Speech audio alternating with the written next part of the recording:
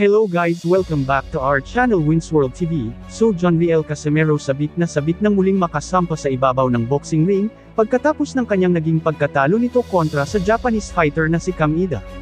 Ngunit kahit talo ito kay Cam Ida ay may panibagong hamon na naman kay John Riel Casimero, dahil may bagong susubok ng kanyang lakas sa ibabaw ng boxing ring. Minsan na din ito naging kalaban ni Cam Ida at tingnan nyo talagang maangas din ito. Muli na naman natin masasaksihan itong si former 3 World Division Champion Cuadro Alas, angas ng Pinas John Riel Casimero sa ibabaw ng boxing ring. John Riel Casimero vs Tom Samurai Mizokoshi. Sa laban na ito ay hindi na pwedeng matalo si John Riel Casimero dahil kapag nangyari yun ay tapos na ang boxing career niya, kaya pusposan ang kanyang pag-insayo at doble ang preparasyon para sa laban na ito. Si John Riel Casimero ay may record na 34 wins, 5 losses, 1 draw at 23 knockouts. Habang si Mizokoshi ay may kartadang 11 wins, 5 losses, 2 draw at may 5 knockouts.